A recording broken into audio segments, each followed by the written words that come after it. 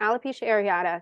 This one I chose first mainly because I have been seeing this a lot, and I actually have autoimmune disorders myself. I have two of them, psoriasis and celiac. And so I see a lot of people come with me because they know I understand autoimmune disorders through experiential living myself.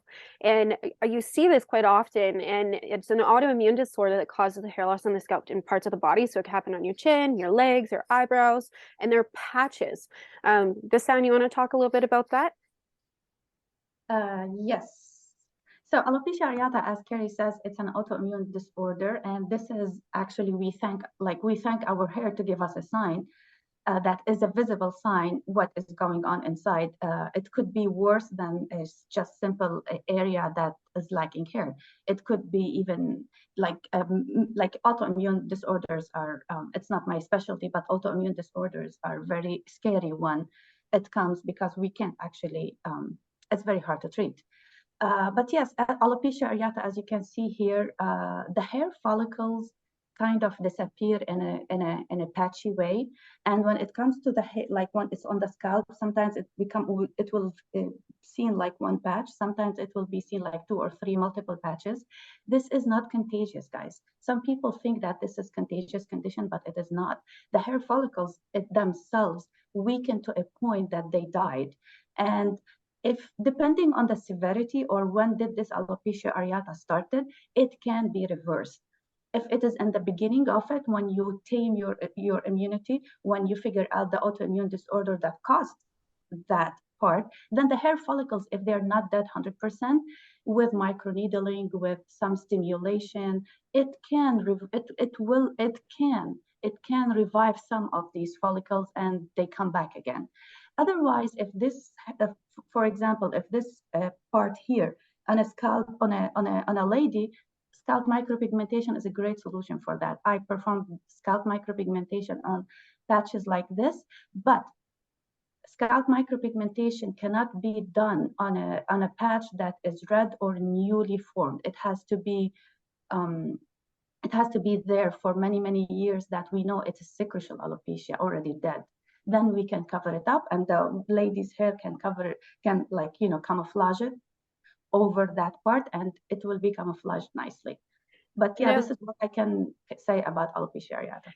And now with autoimmune disorders, like I know it's a lot of people don't know everything about autoimmune disorders, but for myself with it, I found what my triggers were, internal and emotionally. So I know for myself, I could be triggered and my psoriasis will flare up. And so I find with a lot of autoimmune disorders, once you find out where your trigger is, whether it's stress of losing a job, having trauma, or it could be having something that you ate. For myself, I know dairy and gluten is a common trigger for me to flare up. So I go in there um, with mindful thoughtfulness for my body, being like, okay, is it worth having the cheese?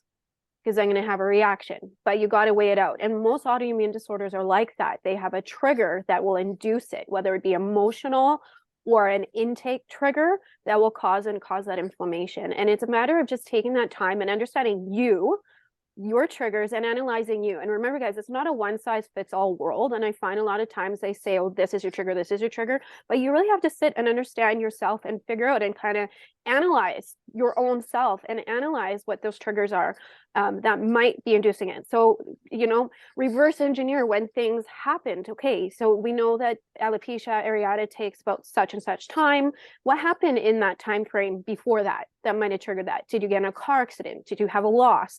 Did you have high amounts of alcohol during that time? What was the trigger? Change of medication. And then you could kind of start figuring out and start making an analysis of what triggers the alopecia areata for you. And it's an autoimmune disorder. It's one of those things that once you understand your body, you could help control it a little bit more.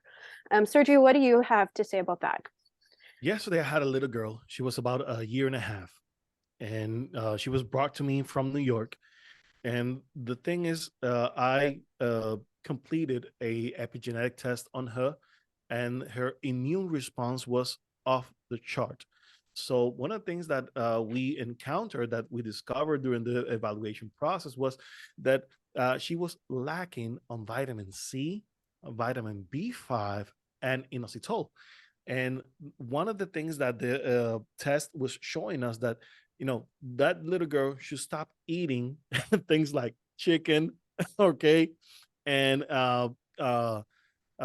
grapefruit. I would say, yeah, the little fruits that is green, Grapes. grape, yeah, grape, yeah.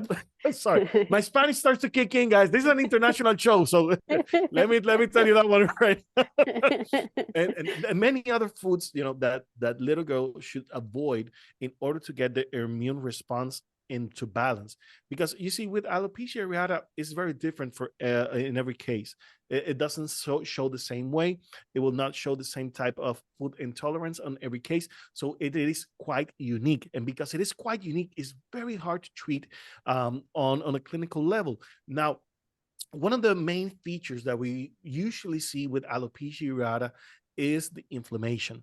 We will start seeing inflammation. So one of the things that we want to tackle into the process is to reduce inflammation and to get the immune system to work with us, not against us. And that is why microneedling is such an important part of the treatment with alopecia areata, especially with kids. I see tremendous growth of hair very fast because we are working to basically doing the key and lock thing, trying to figure out the exact route for each patient. And as we go through the process and we eliminate those things that will not work, then we start adding things that will. And of course, we start getting hair back. So it's an amazing process, but it's very tricky, very hard type of alopecia to treat.